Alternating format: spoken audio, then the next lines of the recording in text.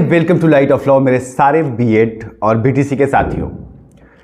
जैसा कि आप लोगों को कुछ खबर हो गई है और आप लोगों के बहुत सारे कमेंट्स आ रहे थे, करीब हज़ारों की संख्या में ऐसे कमेंट्स आए कि कुछ तो ऐसा हुआ है जहां से बीएड का पक्ष और मजबूत हो गया है। जी, ये बात इसलिए भी सही है क्योंकि जिस गढ़ से या जिस घर से धुआं उठा था, ये आग लगी थी, जहां से ये चिंगारी निकली थी, अब वहीं पे कहीं ना कहीं बीएड के पक्ष में पानी डाल दिया गया है और उस आग को बुझाता हुआ प्रतीत हो रहा है प्रथम दृष्टिया। और बीएड के लिए ये बड़ा ही महत्वपूर्ण एक पक्ष आएगा जो सुप्रीम कोर्ट में। अब जो है अच्छी बात यह है कि अभी तक मेरी जानकारी के हिसाब से बीएड का सबमिशन फाइल नहीं हुआ है और अब ये तथ्य भी बीएड जो है सबमिशन में, अपने आखिरी सबमिशन में सुप्रीम कोर्ट में फाइल जरूर करेगा कि राजस्थान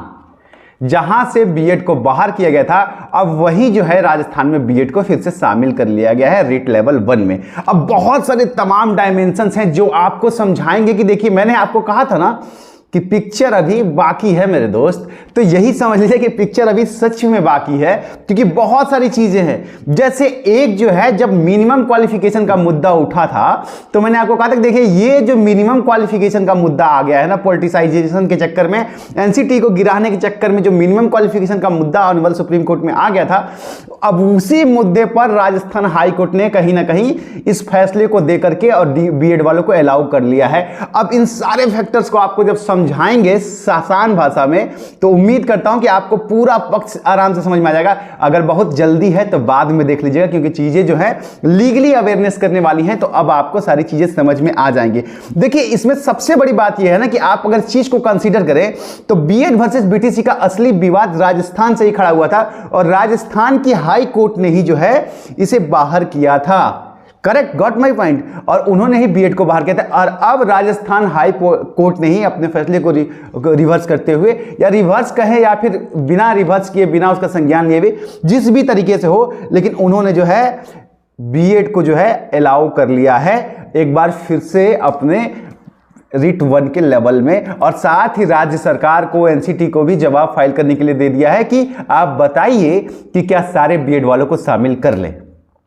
अब इस पे जवाब आएगा, बहुत सारी चीजें मैं आपको आज डिस्कस करूंगा, लेकिन एक रिक्वेस्ट है, अगर आप चैनल पे नए हैं तो सब्सक्राइब जरूर कीजिएगा।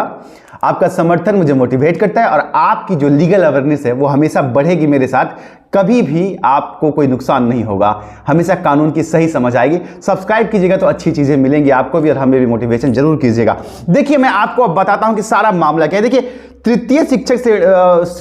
श्रेणी शिक्षक भर्ती 2022 से जुड़ा प्रकरण था ये, जिसमें ऑनरेबल हाई कोर्ट के अंदर जो है honourable justice Suresh Bansal sir ने सरकार एनसीटी को नोटिस तो जारी किया, लेकिन बीएड के वो बच्चे जो रिट 1 के लेवल 1 में, रिट मतलब शिक्षा के लेवल 1 में शामिल नहीं हो पा रहे थे, उनको कोर्ट ने अलाउ कर दिया कि इनको फॉर्म डालने दिया जाए, इनको शामिल कर दिया जाए। अब इसमें बहुत सारे सवाल ये आ रहे हैं कि भाई ब्रिज कोर्स है नहीं, राजस्थान हाई कोर्ट ने पहले मना कर दिया था, सुप्रीम कोर्ट ने भी स्टे देने से मना कर दिया था, फिर बीएड को कैसे शामिल कर लिया गया। देखिए, यहां पे जो कैसे शामिल कर लिया गया ना, यही आता है मिनिमम क्वालिफिकेशन का खेल। आरटी एक्ट सेक्शन 23 सबसेक्शन 1 मतलब क्लॉज 1 को अगर देखा जाए तो अब वहीं से फंसता है मामला, क्योंकि ब्रिज कोर्स जो है ना वो बना देता है बीटीसी के बराबर बीएड को, ये एनसीटी की गाइडलाइन के अनुसार। और जो लोग ये कह रहे थे, अभी आपको एक ऐसी चीज बताएंगे ना जब आपको समझ में आएगा, अभी आप उसको पकड़ लेंगे, कोई रॉकेट साइंस नहीं है, आप भी समझ लेंगे। आप लोगों को अगर याद हो तो एनआईओएस जो है एक ब्रिज कोर्स ही हुआ करता था जो 2019 तक प्रभावित था।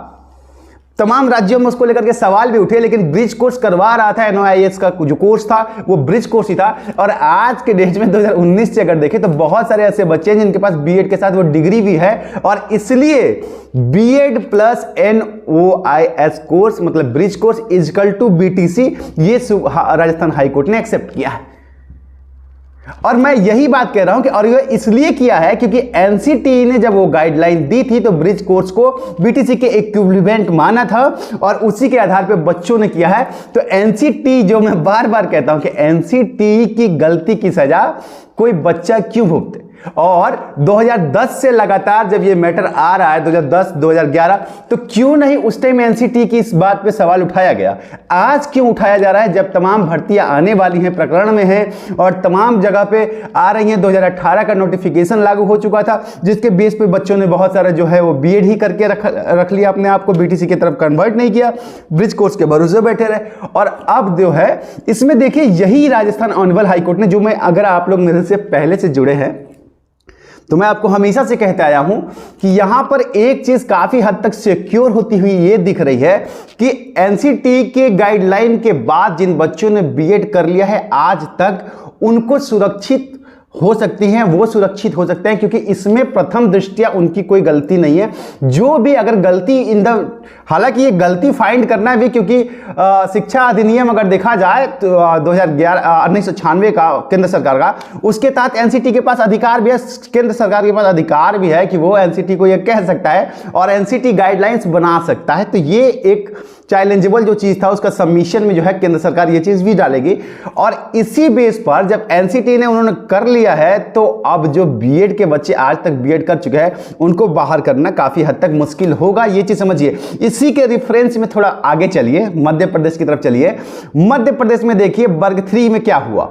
वर्ग 3 में भी जब इस मामले को लेकर के बीएड को बाहर करने की बात लेकर के आई गई एनसीटी के उसी नोटिफिकेशन के आधार पर, तो ऑनरेबल मध्य प्रदेश हाईकोर्ट ने, जबलपुर बेंच ने इसको मना कर दिया, डिनाई कर दिया, कहा नहीं करेंगे, क्योंकि गलती जो है वो कहीं ना कहीं अगर गलती साबित, हालांकि मैं आपको ये नहीं कह रहा हूं कि गलती एनसीटी की है या नहीं है, मैं आपको एक बात बता रहा हूं कि जैसे आप किसी कंपनी में नौकरी करते हैं, सिंपल सी बात समझिए, या आप कहीं नौकर है, कहीं आप एम्प्लॉय हैं, कहीं आप कार्यरत हैं,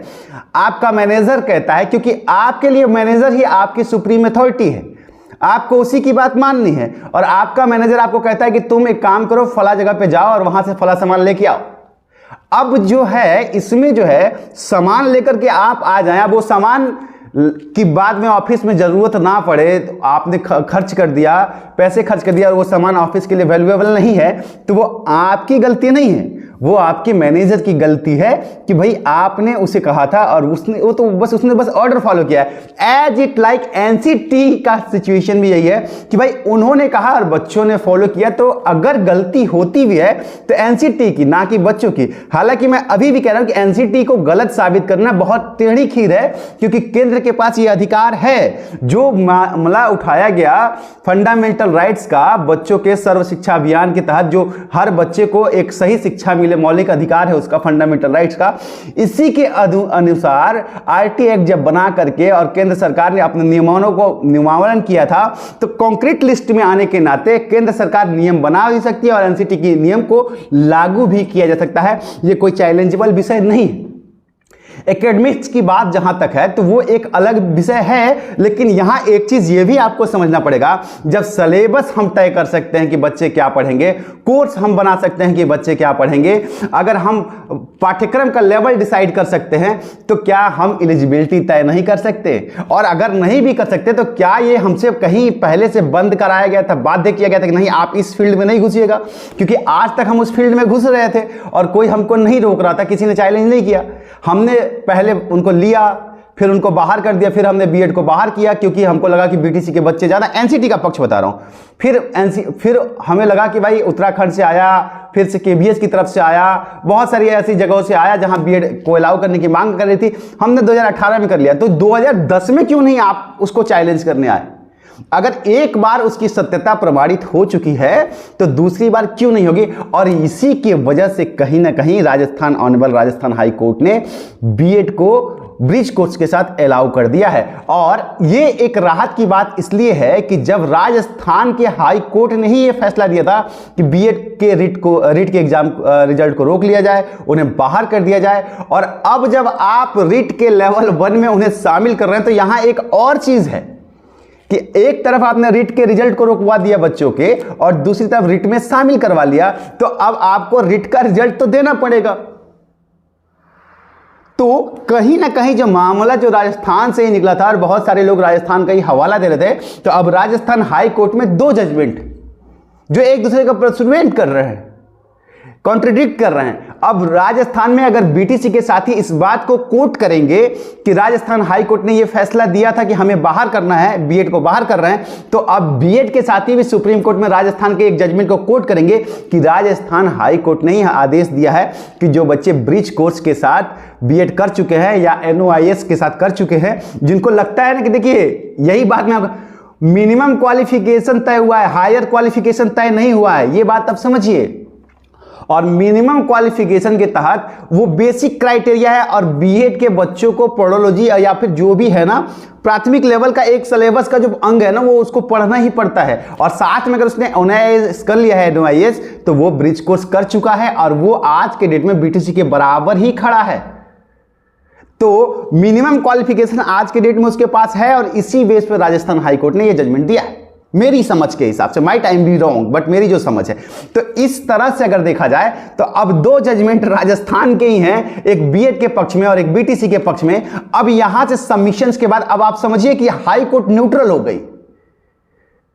राजस्थान हाई कोर्ट एक तरफ न्यूट्रल है। अब इसमें केंद्र और सुप्रीम कोर्ट की मध्यस्थता आ रही है काफी हद तक, और केंद्र सरकार जो है वो बीएड के साथ इसलिए खड़ा है। देखिए केंद्र सरकार को बीएड से कोई सिंपैथी नहीं है, एक तो राजनीति और वोट बैंक हो सकता है, माइट भी, बट बात यहां पे है कि केंद्र सरकार या केंद्र जो है सेंट्रल जो है वो अपने सेंट्रल एजेंसी को सुरक्षित करेगा, उसके पावर्स को कम नहीं होने देगा। और एनसीटी जो है केंद्र की संस्था है और वो अपने केंद्र की संस्थाओं की सुरक्षा करने के लिए सेंट्रल अपने हिसाब से जो भी सबमिशंस देगा उसमें वो अपनी पावर को भी दिखाएगा जो कि उसके पास है। बहुत से ऐसे अधिनियम हैं जिसमें केंद्र सरकार शिक्षा को लेकर के महत्वपूर्ण बदलाव करने का अधिकार रखती है, क्योंकि ये फंडामेंटल राइट का विषय है और कॉन्क्रीट लिस्ट का भी। तो जब केंद्र सरकार बीएड के पक्ष में ये सारी चीजें डालेंगी तो कहीं ना कहीं मामला जो है, अब आप यहां से समझ सकते हैं, मैं इसे बोलना नहीं चाहता हूं, लेकिन आप इतना जरूर समझ लीजिए कि अभी भी जो है उम्मीदें बनी हुई हैं। हालांकि ऑनरेबल सुप्रीम कोर्ट का फाइनल डिसीजन होगा जो भी होगा, लेकिन जिस तरह की चीजें आ रही हैं आप लगातार देखिए बीएड को लेकर के फेवरेबल आ रही हैं। अभी तक बीएड के अगेंस्ट में फैसले के बाद कुछ भी नहीं आया है, चाहे राजस्थान हाई कोर्ट का जजमेंट अभी आप देख लीजिए या फिर मध्य प्रदेश हाई कोर्ट का जजमेंट देख लीजिए, तो कहीं ना कहीं बीएड के फेवर में जा रहा है। और ये सारे सबमिशन जो है ना बीएड के साथी और जो एनसीटी है ये सारे लोग ये सारे सबमिशंस में अपने डालेंगे जरूर। और फिर जब जजमेंट लिखा, और बहुत सारे साथी पूछ रहे थे कि फैसला कब आएगा। देखिए फ्राइडे तक तो अभी सबमिशन की डेट है, जो एक आध दिन में भी इट विल बी कंसीडर 1 या 2 डे नेक्स्ट भी हो सकता है, क्योंकि कई बार केंद्र को जवाब फाइल करने में वक्त लग जाता है। उसके बाद सुप्रीम कोर्ट डिसाइड करेगा, एक डेट निकालेगा कि इस डेट को फैसला आएगा और उस दिन आएगा। तो अभी डेट फैसले की डिसाइड नहीं की गई है, शुक्रवार के बाद माइट भी ये डिसाइड हो जाए। तो उम्मीद करता हूं कि आप लोगों को यह समझ में आ जाएगा कि जहां चिंगारी उठी थी अब वहीं पानी पड़ रहा है, तो बाकी देश में क्या होगा आप एक सोच सकते हैं। सब्सक्राइब जरूर कीजिएगा। प्रणाम।